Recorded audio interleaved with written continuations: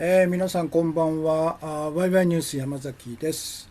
今日は2019年の9月の17日火曜日ですね。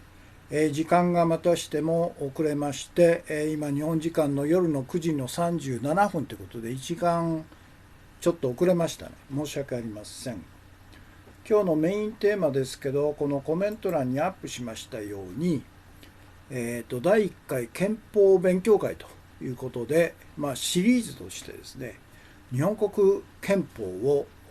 再度各条文すべての条文をですね、点検してみようと。なぜならば日本国憲法が抱えている根本問題っていうのを条文の直接ですね条文を一条一条当たって、洗い出すという作業はやらなきゃいけないとずっと思ってたんですけど、ちょうどいい機会ですんで、日本国憲法ですね、ぜひこの小冊子日本国憲法これを手元に置いていただいて一緒に勉強しましょうと、こういうことです。同時に、この本には冊子にはですね、大日本帝国憲法も書いてあるんですね。それから教育基本法改正前の安倍晋三が改悪した前の教育基本法も書いてありますので、非常に、手元に置いとく価値がある、貴重なものですので、ぜひ一人一冊用意していただきたいということです。というのが今日のメインテーマですね。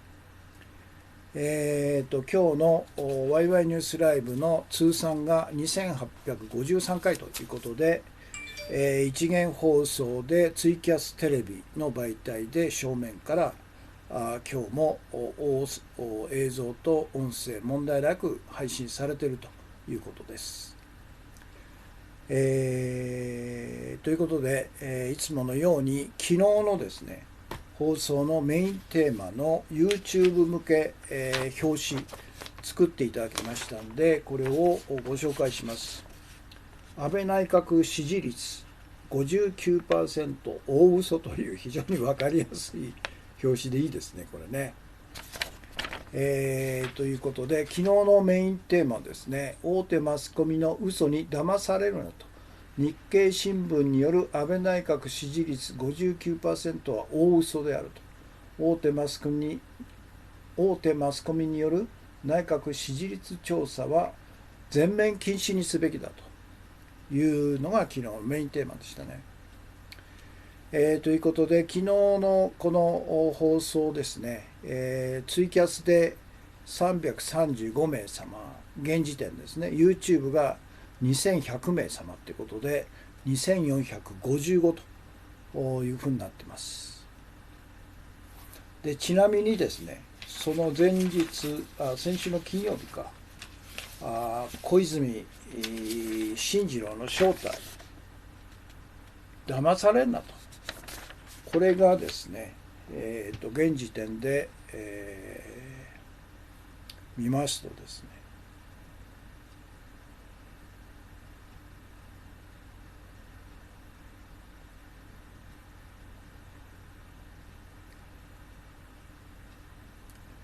YouTube で、1万4000回ですね。どんどん増えてますね。いいことでしょうね。ということです。そして2つ目の最新のお知らせとして、今週の土曜日ですね、9月の21日土曜日午後5時から7時、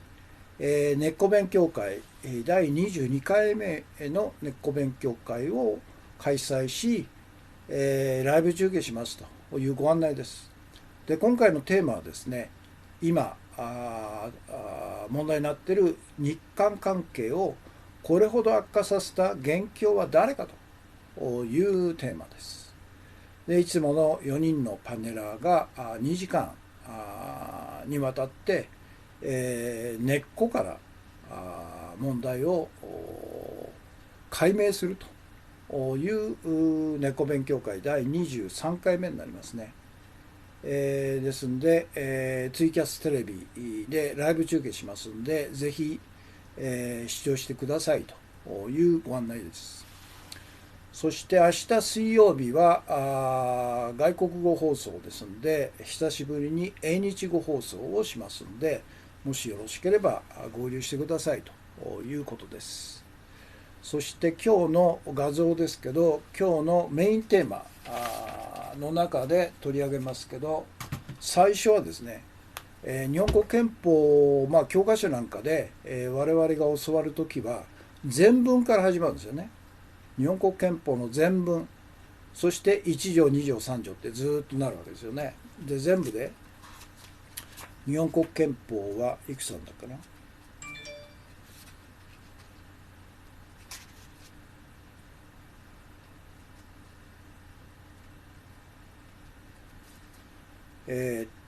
99が例の憲法尊重擁護の義務なんですね。それで第11章で100、101、102があるんですね。102条まであるんですね。ということで、ですからそれで我々が全然知らなかったことは、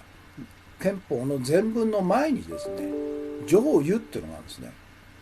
上諭。これは全然耳慣れない言葉なんですけど、上っていうのはお上ですよね。諭っていうのは諭すですよ。言弁の湯ですね、輸送業の湯っていうのは左側が車編ですけど、この上湯っていうのは言弁なんですね。お上が諭すという意味なんですね。天皇が臣民に対して、言葉を発するというのが上諭なんです。でこの上諭が日本国憲法の一番最初に出てくるんですね。これが上諭なんです。で陳はですね、陳は日本国民の総意に基づいて新日本建設の礎が定まるに至ったことを深く喜び、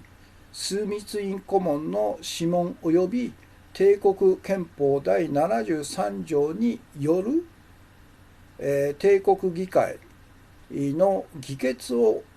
得た帝国憲法の改正を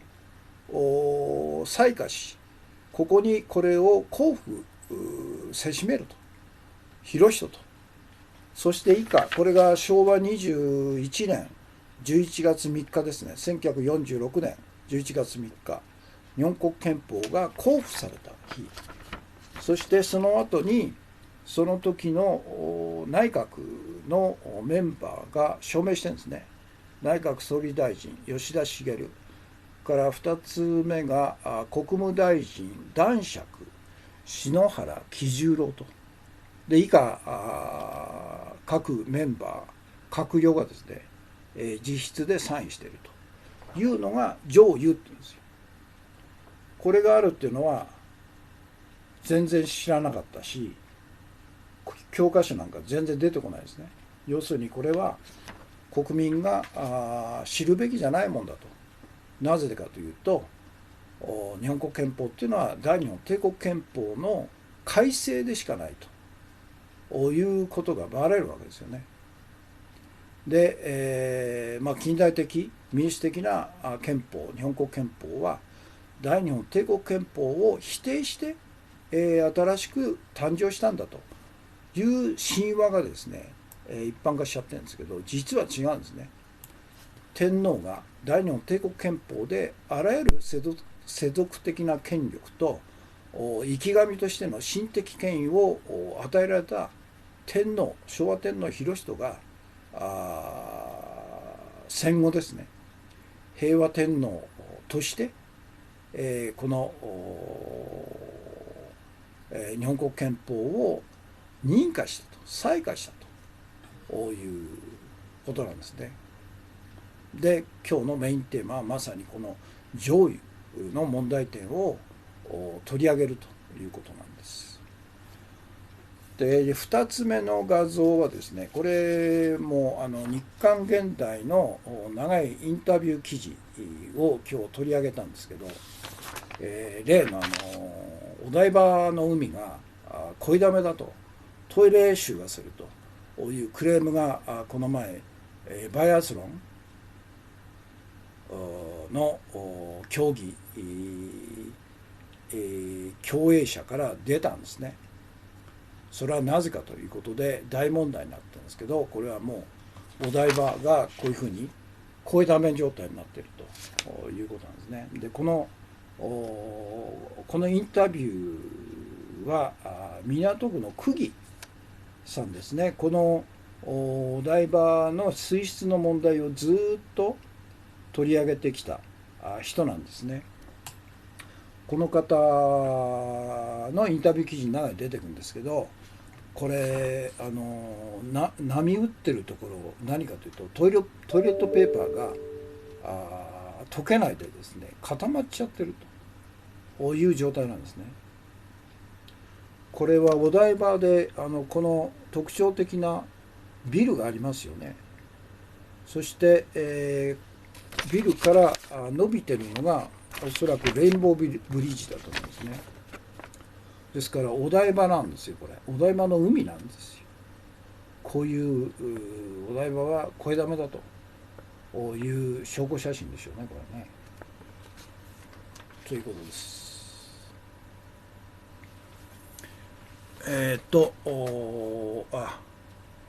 砂月金さんですね。毎回ありがとうございます。初めてご覧の方へということで、山崎氏のキャスは一言一行コメントが集団嵐恋があってから禁止と、このキャスの目的は情報の拡散共有、ご賛同ならツイッター連携で拡散共有お願いしますということですね。それからこれはヘテさん、こんばんは。日本国憲法のお話ということなので、数年ぶりに大学で勉強したポケット六法という本を取り出して見ていますと、帝国憲法の改正としっかり書いてありますねと。アメリカが作った憲法というのは嘘ということですかと。いや違うんですね。そこが巧妙なところなんですよ。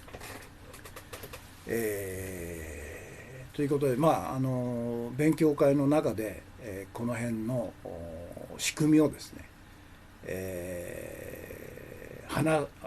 勉強していこうというふうに思っています。から砂月金さん、これは読みましたね。まだか。第1回今日のメインテーマですね。第1回憲法勉強会、メインテーマリツイートしてくれましたね。石森さん、山崎康彦氏、ワイワイニュースライブスタートしましたと。石森さん、コンティニューコイン配信ありがとうございます。K さん、コンティニューコイン。土山純一さん、お茶爆10とコンティニューコインが2枚ですね。それから砂月金さん、安倍友新聞最右翼の読売のみ、なぜか今回の内閣支持率世論調査で数字を下げていると。読売の見出し支持率は国民の肌感覚と違い逆と、新ベンチャー革命と。で第4次安倍内閣が組閣された直後にですね、もうこれやらせですよね。新内閣に期待するという世論を作るための毎回やってるんですよね、世論調査。そして読売が53% が 50% になったということなんですね。で、昨日取り上げた日経は59か 59% になったという60%ですよもう。そして、毎日新聞が40が50になったとかとんでもない数字出してるんですけど、これはもうそれぞれのメディアが談合してますんで、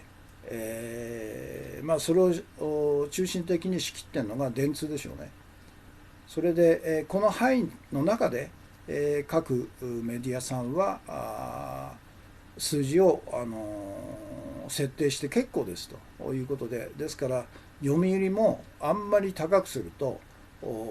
やばいということで今回は下げただけということじゃないですか。何の実態反映しないと。私はですね、おそらく今まともないわゆる中立的な世論調査専門機関ですね、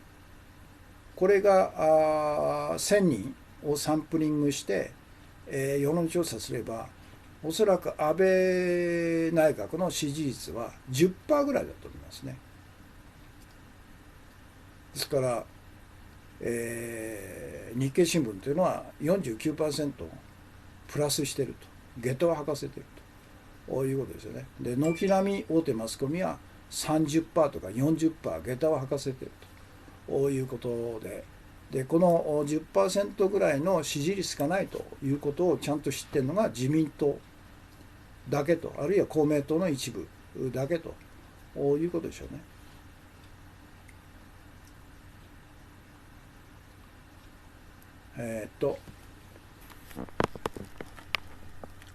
から砂月さん、郷土愛と愛国心と政治家と本沢二郎さんの日本の風景ですね。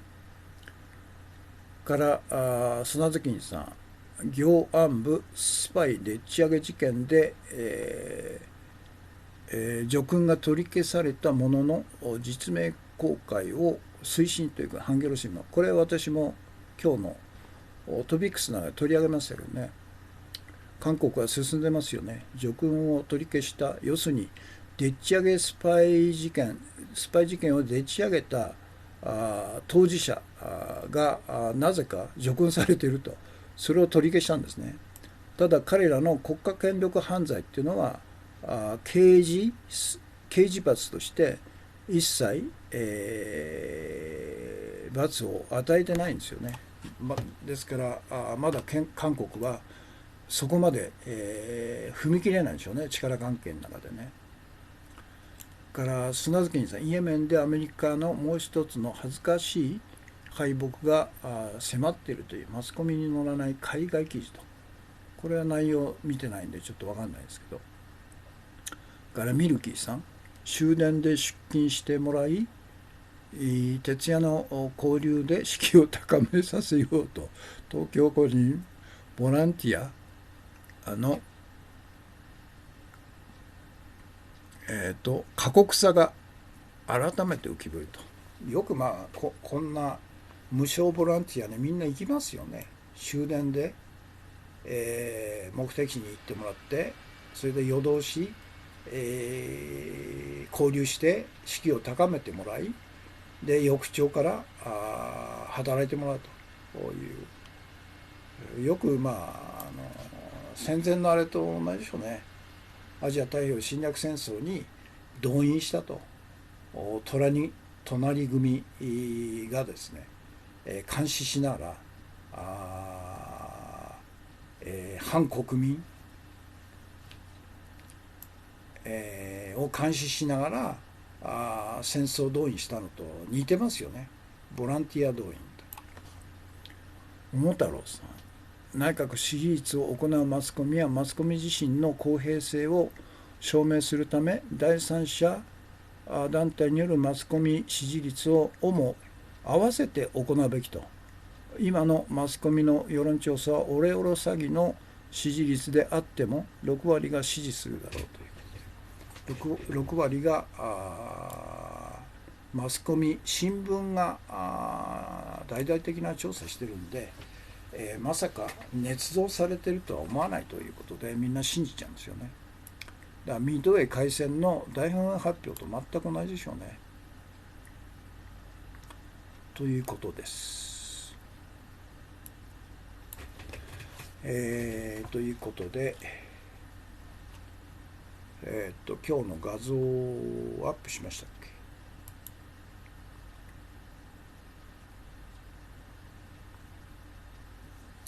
け。どこまでアップしたかちょっと分かんないですね。そっか、今日のメインテーマですね。ということは、昨日のメインテーマの表紙はまだアップしてないですね。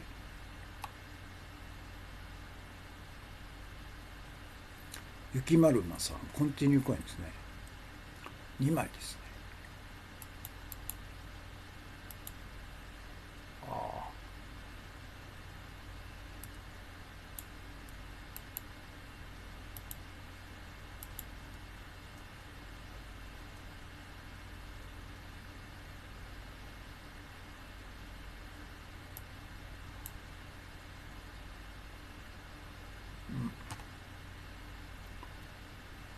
なんかアップできないですね。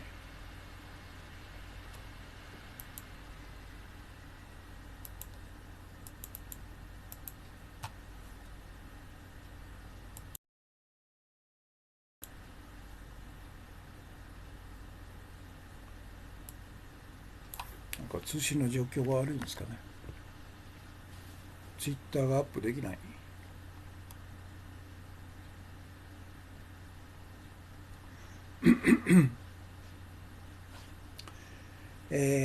ということです。じゃあ後でアップしますね。で、今日の画像ですね。で、今日の注目情報は今お話ししたお台場の海はなぜ汚いのかと、水質を知り尽くす港区議が警鐘ということ、日刊現代17日、今日か、今日アップされたんですね。で、榎本さんっていう港区の区議さんが専門家なんですよね。トイレのような匂いがすると。先月中旬にお台場臨海公園で行われた2020年東京五輪のオープンウォータースイミングのテスト大会で競技を終えた選手から飛び出した感想が衝撃的だったと。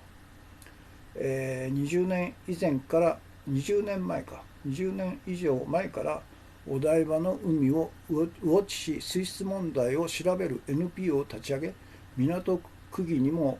なったのがこの人と。お台場の海はなぜこんなひどい状況なのかと。大会本番まで1年を切ったが解決策はあんのかと。こういうことなんでね。なんかまだあれですね、ツイッターアップできないですね。止まったままですね。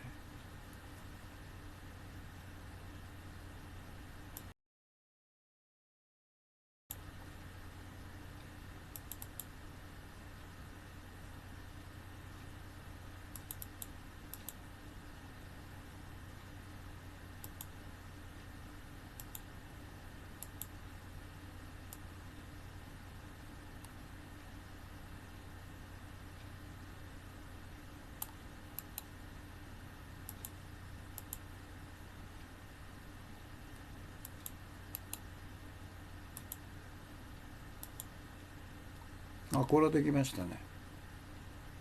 はい。そして大手マスコミによる内閣支持率世論調査は全面禁止にしろと、そういうことなんですよ。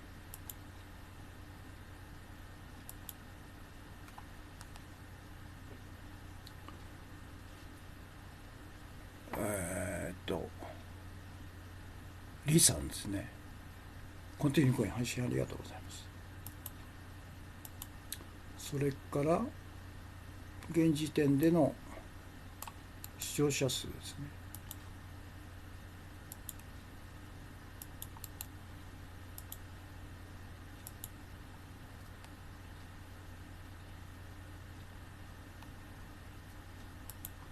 それと今週土曜日ですね、9月21日午後5時7時に第23回目の根っこ勉強会を開催しますと。テーマが日韓関係をこれほど悪化させた元凶は誰かというテーマです。これをライブ中継しますんで、ぜひご覧くださいと、視聴してくださいというご案内ですね。そして明日水曜日は英日語放送です。それから今日の画像ですね。日本国憲法の上優と画像、それとお台場の海は声だめだという写真ですね。それで日刊現代の長いインタビュー記事を今日は取り上げたんですけど、これの URL を貼り付けますんで、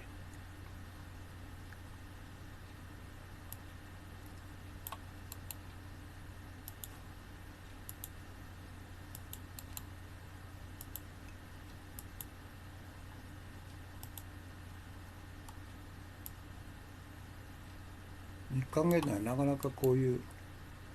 インタビュー記事、いい記事を出しますよね。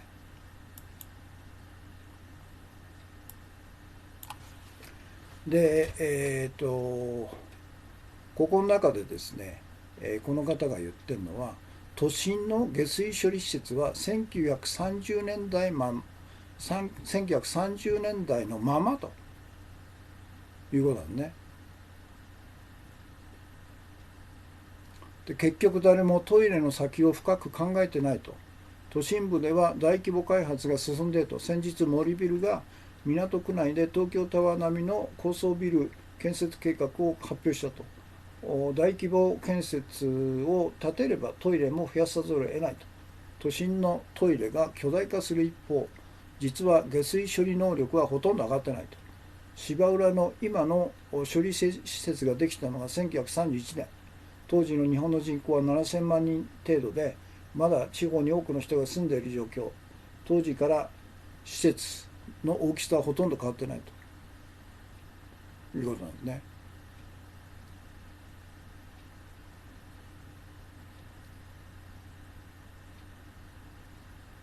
それで、1930年代の老朽化した下水処理施設、これは以前も取り上げましたけど、山手線の内側に住んでる人々の下水処理がですね、いわゆる合流方式といって、雨水と一緒に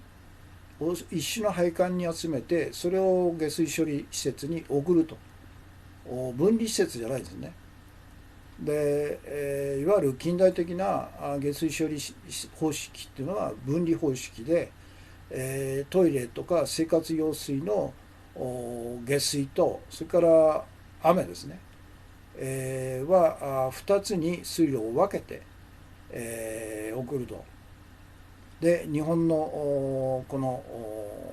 山手線内の下水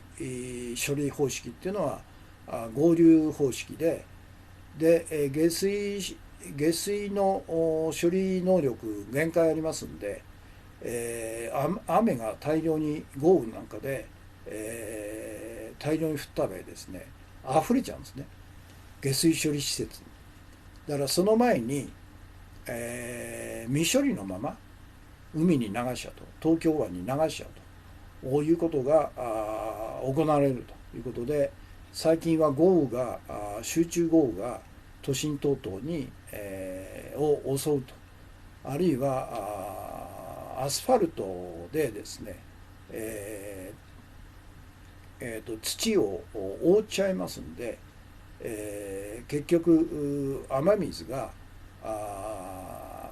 地中に吸い込まれることがなくて、全て下水管の中に流れ込むということで、雨水の量が爆発的に増えるわけですよね。その結果、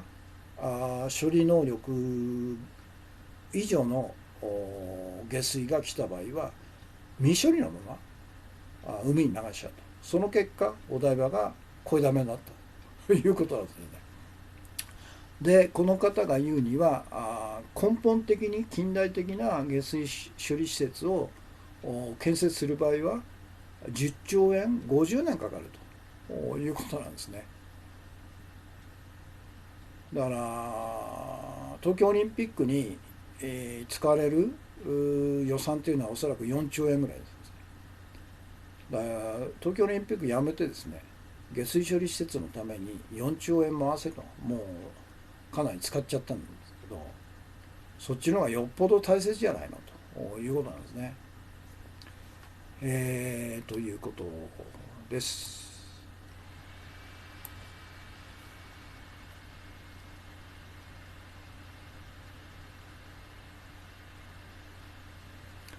から今日の推奨本の朗読ですね。これはこの間ずっと読んでますけど、ジム・ロージャーさん、国際的な投資家ですね。彼が日本への警告という本を出したんで、これを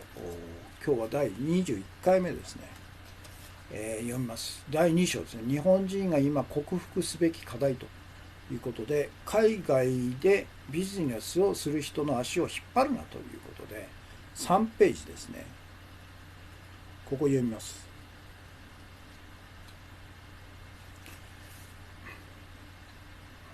目が取らないと細かい字が読めないですね。海外でビジネスをする人の足を引っ張るなと。かつて日本はノーと言えないと言われたものだが、今は違うようだと。私も日本で数多くのノーを経験してきた。世界中で使える私の携帯電話が日本では使えなかったし、アフリカでも使えるクレジットカードが使えなかったこともあったと。マスターカードでもビザでもアメリカンエクスプレスでも OK と謳ってにもかかわらず、その決済口座が日本の銀行のカードでないと使えなかったのと。なんたる硬直性と。着手定規はこれだけでは済まないと。私は日本の証券会社で口座を開こうとしたが、ほとんどの証券会社では対応できないとされたのだと。業を煮やして自ら証券会社に電話したところ、外国人が口座を開き株式を売買するのは完全に合法なのだという。ところが実際に口座を開いてくれる証券会社は当時1社しか存在しなかったと。こうした状況は10年以上前のもののため、最近は変わったかと思いきや、知人によると相変わらず日本の硬直性は解消されていないようだと。その知人は日本だけでなく海外でもビジネスをしているのだが、とにかく日本の銀行はひどいとこぼしていたと。例えば日本の銀行では法人口座のオンラインバンクの一部の機能がアップル社のマッキントッシュ OS に対応していないという。これだけ世界中でマッキントッシュ OS を搭載するパソコンが使われているにもかかわらず、オンラインバンクをフル活用するためにはわざわざ Windows PC を購入しなくてはならないというのだ。彼の話はこれにとどまらないと。日本の銀行のキャッシュカードが海外では使えないと。インターネットバンキングの利用規約に日本国内在住の個人のお客様に限ると表記されていると。日本の銀行員は時差を考えずに電話をよこす。このような問題は彼はうんざりした様子で話したと。驚いたことに日本の銀行員には海外の電話番号に電話をかけられないというルールもあるようだと。知人は海外にいるときに日本の銀行員から携帯電話に着信が入り、それを受けるたびに1分あたり1500円もの通話料を負担する羽目になるという。日本の銀行は表向きはグローバルなビジネスを応援するような口ぶりだが、その実、日本から海外に出てビジネスをしようとする人の足を引っ張っているというわけだと。こうした問題は銀行員に不満を抱えてもルールなのでとしか説明されない。ここにもマニュアル主義の弊害が見て、取れると。そもそもその銀行員は海外でビジネスをしたこともないのだと。知人が何に不満を感じているのかもほとんど理解してないのだろう。このような硬直性は日本にとって何ら良い影響をもたらさない。今はいくらか状況は改善されているようだが、安倍首相はインバウンドに力を入れるのであれば、外国人を許容するインフラを整えるべきだし、日本から海外に出た人々がスムーズに生活やビジネスができるように環境を整えることも不可欠だと。これは当たってるでしょうね。その程度なんですよね。表向きはグローバルでインターナショナル化するという日本の銀行は結局は日本在住の日本人をターゲットにして海外で、ビジネスをする人、生活する人に対して日本のサービスは提供しないというふうになってるんですよね。ということです。で、明日じゃなくて明後日、次の章はお金の使い方は、首相より国民が知っているというところですね。これは面白そうですね。ということです。で、次に今日のメインテーマですね。第1回目の憲法勉強会を始めましょうということです。何のためかということですね。日本国憲法が抱える根本問題を洗い出すために、全ての条文を点検する憲法勉強会を始めますということなんですね。ですから、日本国憲法をですね、条文ごとに、見直すという作業はほとんどする機会がないと思うんで、私にとっても非常に面白い企画だと思うんですね。ですから全部で102条あるということですので、何日かかるか分かんないですけど、おそらく2、3ヶ月かかるんじゃないですかね。ということで今日は第1回目です。で、何が問題かということなんですけど、日本国憲法は5つの基本理念を掲げる民主的近代的憲法と言われると。5つの理念というのは何かというと、主権在民、民主主義、反戦平和、個人の自由と基本的人権の尊重、隣国との平和共存と。これが表の顔なんですね。あくまでも表の顔だと。で、この憲法を規範し制定したマッカーサー GHQ 総司令官がその目的を実現するために憲法条文の中に巧妙に埋め込んだ裏の顔も同時に見る必要があるんだ。そういうことなんですね。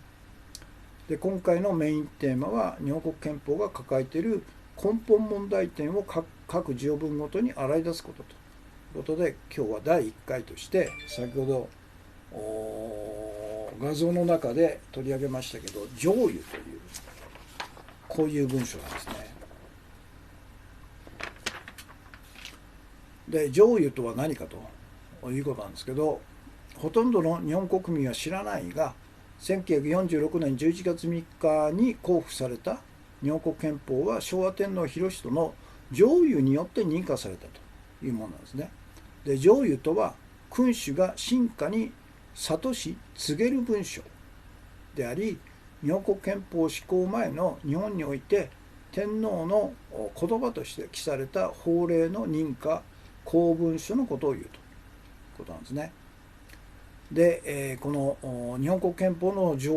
諭というのは何に書いてあるかというと、さっき読みましたけど、陳は日本国民の総意に基づいて新日本建設の礎が定まったことを深く喜び、枢密院顧問の諮問及び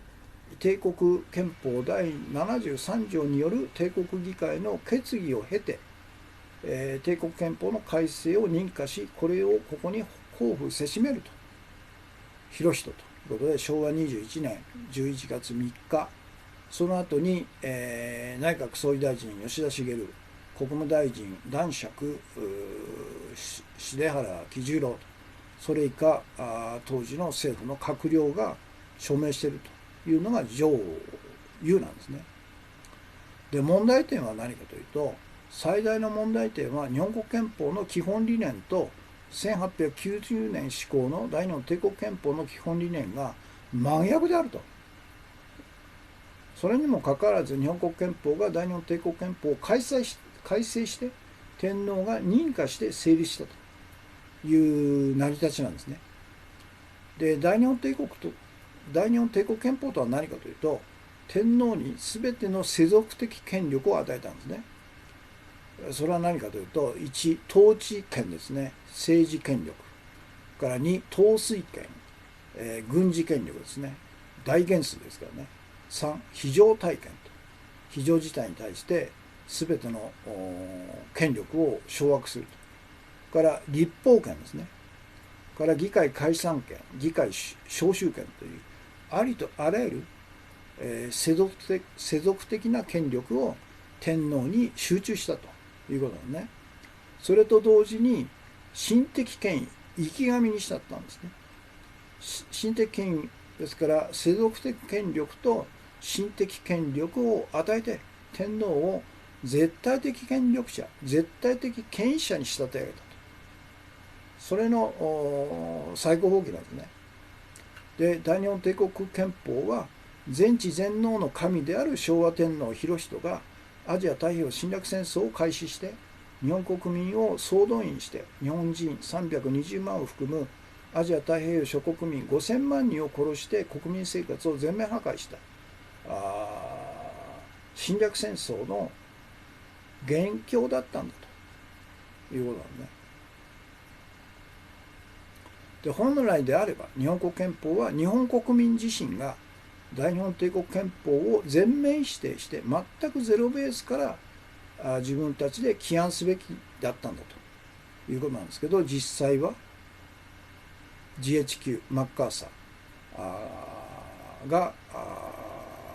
当然彼はアメリカ支配階級の代理人ですから、アメリカ支配階級の利害として、それは日本をですね、アメリカの植民地として、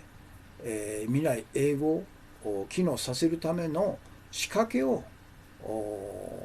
日本国憲法の条文の中に盛り込んだと。そのことをいまだもって日本国民は気づいてないというおめでたい状況なんですね。で、今日はそういうことで上諭自体が持ってる日本国憲法の生い立ち、生まれがまともじゃないということなんですね。本来だったら日本国民が自ら規範して、日本国民のための自立した独立した国家として主権が国民にあると。から民主主義を原則とすると。で、反戦平和を原則とすると。個人の自由と基本的人権を尊重すると。そして隣国との平和的共存を理念とすると。こういうことを表のことじゃなくて、いわゆるこの日本国憲法の存在理由として基本的理念として、正面から掲げる憲法にすべきだったんですけど、実際は違うんですね。天皇制が導入され、いつも言ってますように議員内閣制というとんでもない制度、イギリスから来てるんですけど、衆議院の過半数の議席を獲得した政党の代表者が内閣総理大臣に指名されるということで、その段階で衆議院の過半数を持つ政党の代表者が内閣の長として行政権力を持つということで、そこですでに国権の2つの国権、国会と内閣を実質的に一人の人間が管理支配することになるわけですよね。で、さらに日本国憲法第6条の2項で、天皇は内閣総理大臣の助言と指名によって最高裁長官を任命するということで、内閣総理大臣に最高裁長官の任命権を与えているということで、ですから結局日本の議員内閣制っていうのは3つの国権を1人の人間、1人の内閣総理大臣が実質的に支配管理できるような仕組みになっちゃってますんで、何が議会制民主主義、何が三権分立だと、全くの大嘘だということなんですよね。ですから今日の第1回目はその上諭という国民のほとんどが知らない前文の前にこの上諭が来てる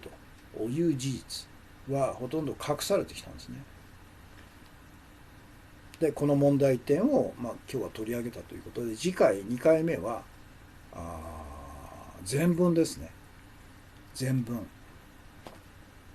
の問題点を取り上げよういうことです。そして3回目以降、憲法第1条2条3条4条ずっと各条文102条まで毎回取り上げていこうという、息の長い勉強会ですので、もしよろしければこの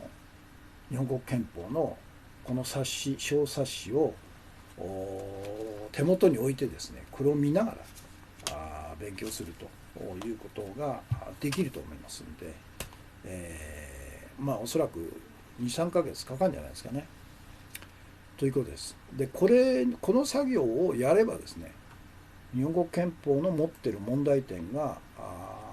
何が問題かということが分かりますので、それじゃあ我々がこの75年遅れ、74年遅れで我々自身がゼロベースから日本国市民憲法を作るというための作業にもなるわけですよね。ですから日本国憲法の問題点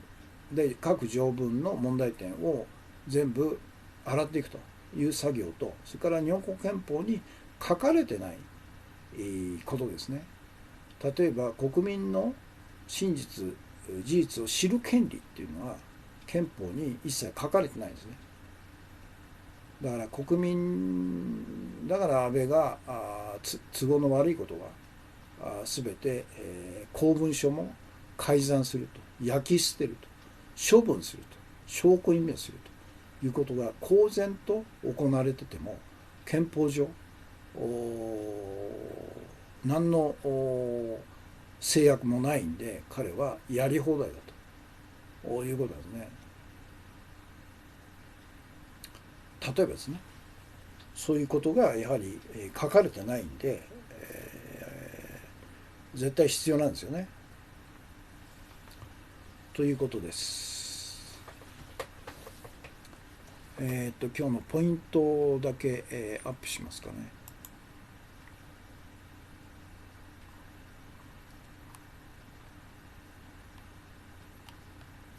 ジム・ロジャーズさんの今日読んだところですね。これも今アップしております。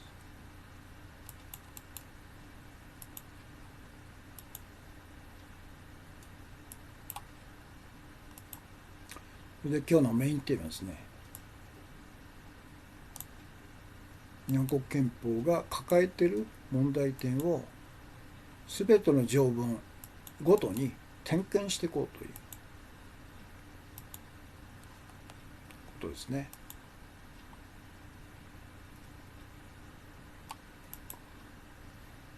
日本国憲法は以下の5つの基本理念を掲げる民主的近代的憲法と言われるが、それはあくまでも表の顔であると。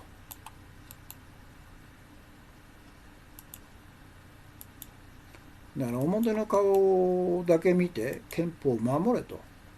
いう運動は不十分なんですね。裏の顔も同時に見ないといけないんですね。で、この憲法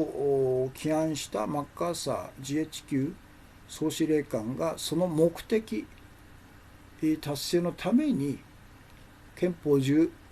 文の中に巧妙に埋め込んだ裏の顔も同時に見ないといけないよということなんですね。で、その目的とは何かというと、この憲法というのは国の最高法規ですから、その最高法規の中に巧妙に埋め込んだ条文によってアメリカの傀儡政党、後の自民党ですねが半永久的に日本の政治社会行政あらゆるものを独占支配できるように、アメリカの利益のために傀儡政党が傀儡政権を常に樹立できるような仕組みをですね、この裏の顔として埋め込んだということなんですね。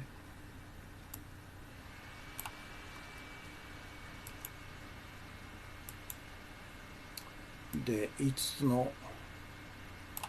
基本理念、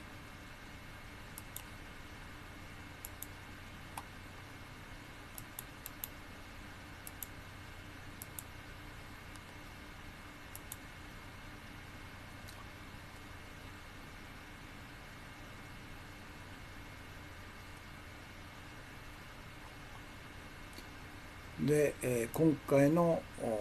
メインテーマ第1回目は上油ですね。上油。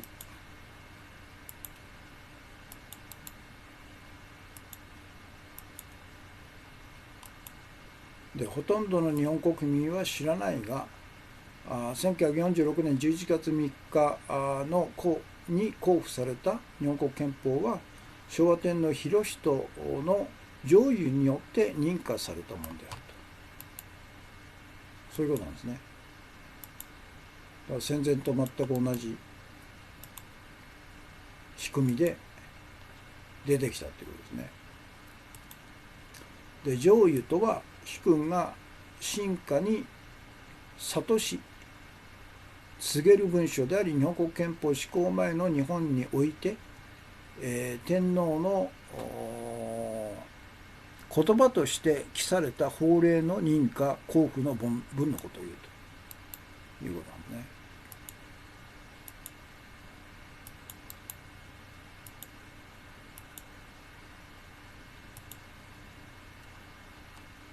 すね。で上諭、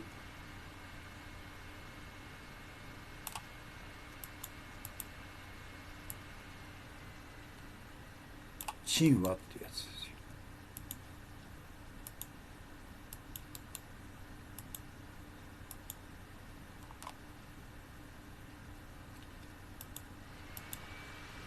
で以下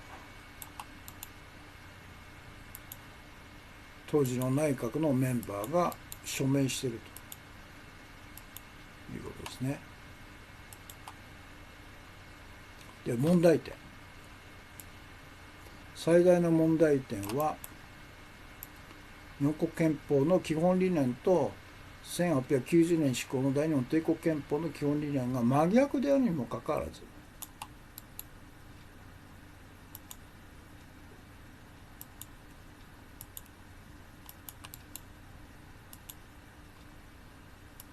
全く違う木の枝を継ぎ合わせたということでしょうね。日本国憲法が大日本帝国憲法を改正して天皇が認可して成立したという経緯があるんですね。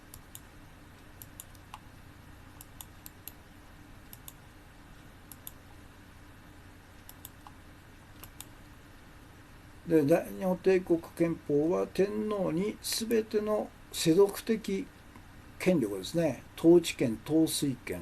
非常体権、立法権、議会解散権、議会召集権と心的権威、生き神にしたと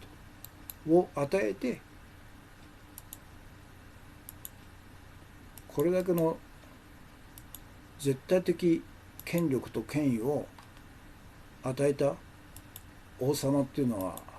ないんですね、世界で。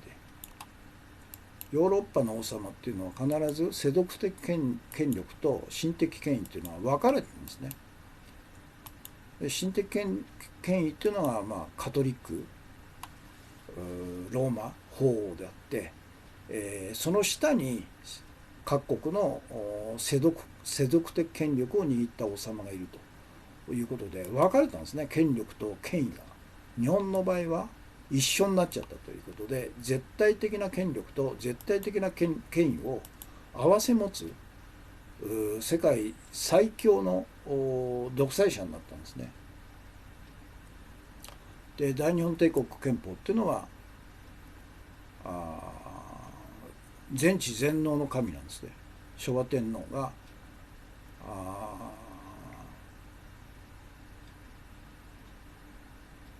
昭和天皇裕仁がアジア太平洋侵略戦争を開始して日本国民を総動員して日本人320万を含む5000万人のアジア太平洋諸国民を殺したと。そして、国民生活を全面破壊したという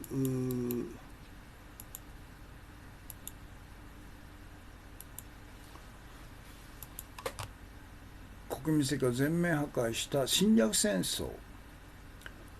の元凶だったんですね。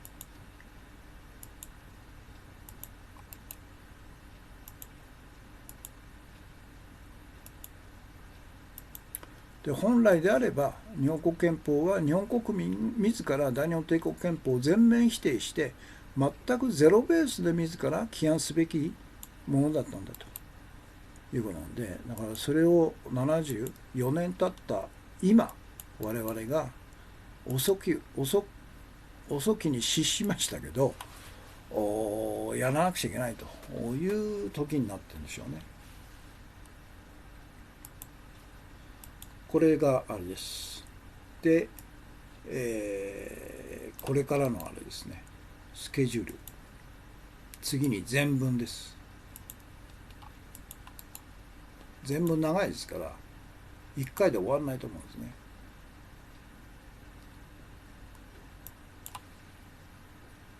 あれ、同じやつがダブっちゃった。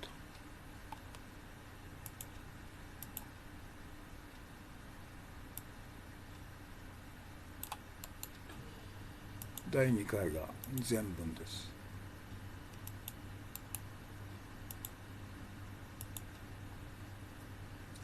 ということで、102条までいくということですよね。以上が今日のメインテーマでした。時間が50分57分か。で、視聴されている方が同時期で53名様、全部で222名様、コメントが31件ですね。いつもよりは早いですね。ということです。そして次に、今日のトピックスですね、日韓現代、日本会議系に統一教会系、安倍内閣はまるでカルト内閣ということで、だからそれに公明党が1人入ってますんで、だから全員がカルトなんですよ。安倍内閣、全部で何人ですか、20名ぐらいいいんじゃないですかね。大臣は日本会議系、18名、神社本庁系18名、公明党創価学会系1名、そして統一教会系、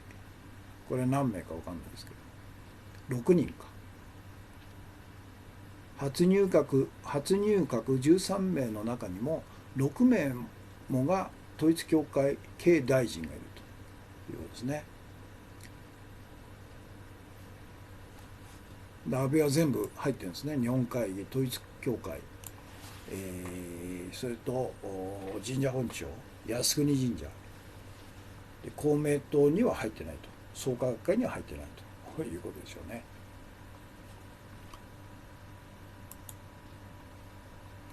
カルト宗教内閣なんですよ。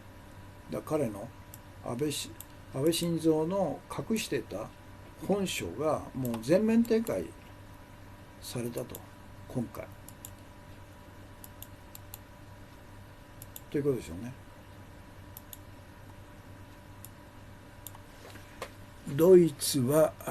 戦前と戦後が完全に切れているが、日本は GHQ の方針で、そうですね、戦争勢力が温存され日本会議になったと、そういうことでしょうね。だから非常に巧妙なんですよね。アメリカの支配階級っていうのは天皇制を利用して、天皇の名前の前ではですね、日本人が思考停止するということをちゃんと知ってるわけですよね。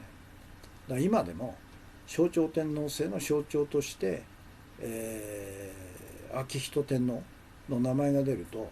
思考停止するんじゃないですか。だからその彼の父親の昭和天皇裕仁の戦争犯罪も完全に、消えちゃってるんですよね。から同じ日韓現代、劣化が止まらない日本と、安倍政権6年半の慣れの果てという日韓現代ですね。だから日韓現代問題を指摘するのはいいんだけど、それじゃあどうすりゃいいのという解決策をなかなか出さないんだよね。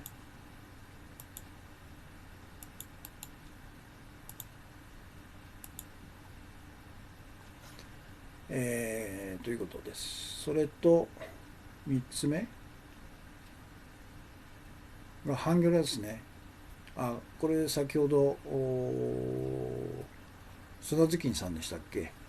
ハンギョレの記事ですね。行安部スパイでっち上げ事件で、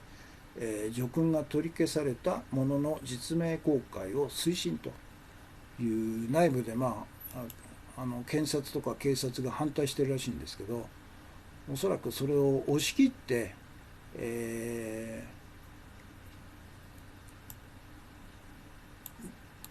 叙勲を取り消されたいわゆる元の韓国公安の幹部でしょうねの名前を50何名、公表すると。でも公表するだけじゃ全然不十分なんですよね。彼らのいわゆる権力犯罪を徹底的に暴いて、罰しないといけないんですよね。そこまでできてないみたいですね。だから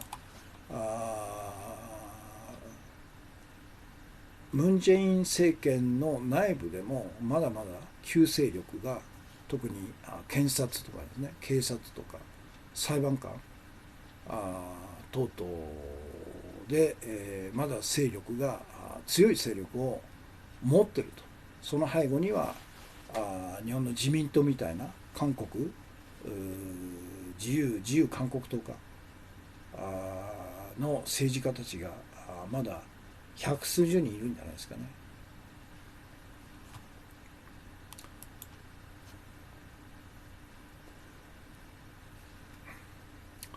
でも少なくともスパイでっち上げ事件で叙勲が取り消された人たちの実名を公表するだけでも日本なんかよりよっぽど進んでますよね。そして、ユン・ウソン氏スパイ捏造事件で、中心人物が懲役1年6ヶ月の実刑判決下ったというハンギョレの別の記事ですね。このユン・ウソン氏のスパイ捏造事件というのは映画になったんですね。私も見ましたけど、いわゆる北朝鮮のスパイだというふうにでっち上げられて、公務員だったんですけど職を奪われ逮捕され拷問され、そして、実刑判決を受けたと。それが冤罪だったということが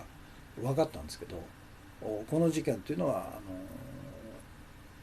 韓国の MBC かなの今の社長になった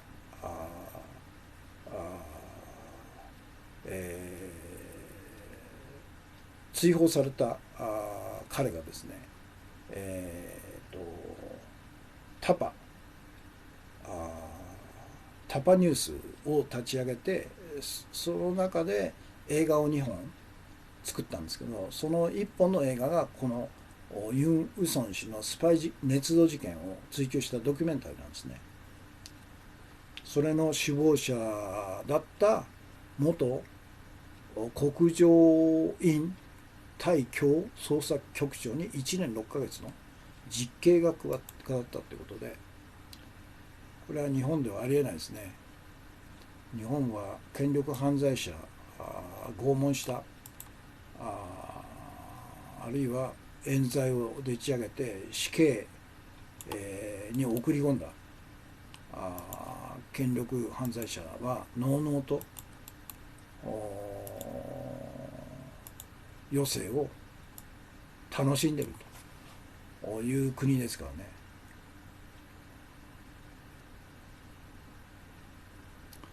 それからイスラエル総選挙を今日やってたんですね。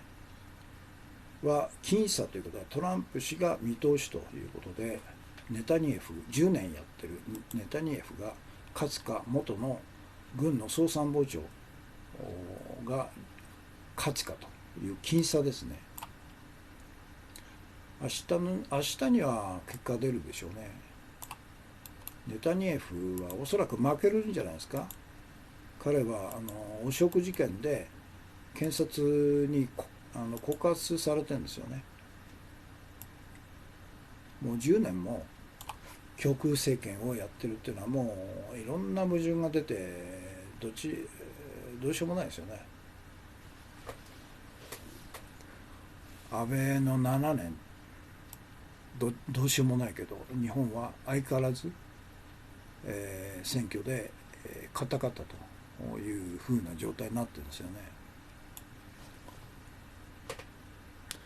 砂月にさん、日本に例えるなら沖縄連続事件の西山太吉さんと、そういうことでしょうね。完全に冤罪ですよね。まだ存命されてるんですよね、西山太吉さん。ヘチさん、もう片方の共犯者たち、昨日見てスパイ容疑の映画を、これですね、共犯者たち、これですね。はい。昨日見られたんですね。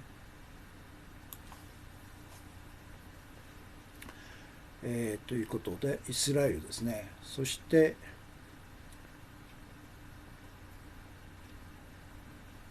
サウジの石油爆撃攻撃、石油施設攻撃、国家防御の見直し迫るドローンの脅威ということで、これはすごいですよね。この記事だと、サウジアラビアっていうのは、昨年7兆円の武器を国防のためにアメリカから買ってると。7兆円が全然機能しないという、笑っちゃいますよね。7兆円の買い物をしてるんですよ、武器を。サウジアラビアってすごい国ですね。石油収入をふんだんに使ってアメリカに貢いでると。それが何の役にも立たなかったと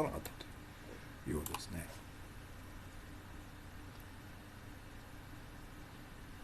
パンフレットが台本なんですよねと。2つの映画と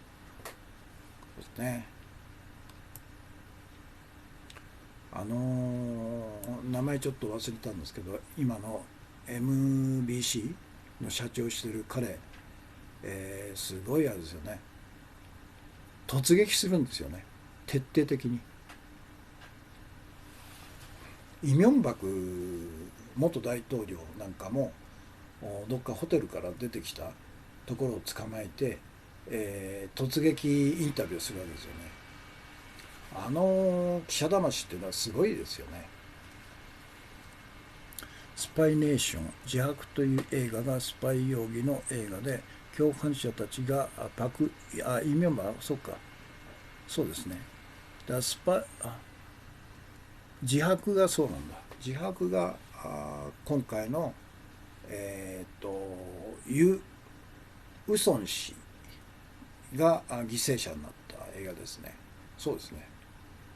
2つが混同しちゃいましたけど。で、共犯者たちっていうのは要するにパク・クネとかイ・ミョンバク政権に、寄り添ったいわゆる韓国の大手マスコミテレビの幹部たちを徹底的に追及するドキュメンタリー映画だったんですね。で、結局彼が勝ったんですよね。そうね、マイケル・ムーア、そうですね、そっくりですね。突撃なんですね。日本にはいないんじゃないですか、ああいう方が突撃する人。望月記者が突撃ですけど、そうですね。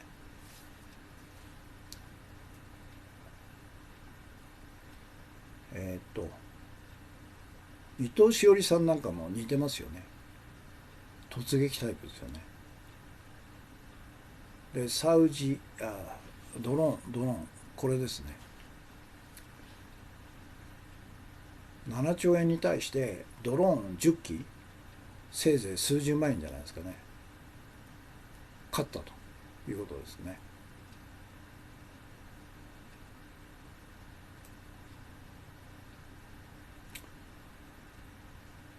イスラエル僅差ですね。これは書きました、アップしましたよね。そして今日の重要情報ですね。千葉で停電続くも安倍政権はいまだ冷酷対応と。関係閣僚会議も開かず、菅官房長官は台風被害なのに、豪雨被害という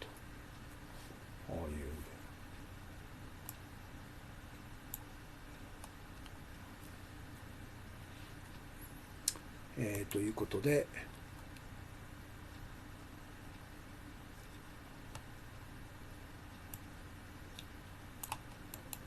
なぜこのように安倍は冷酷なのかと、初動が遅いのかという理由の一つとして、消費税10月から値上げするという、値上げしない場合の条件として、大災害が起こった時は延期すると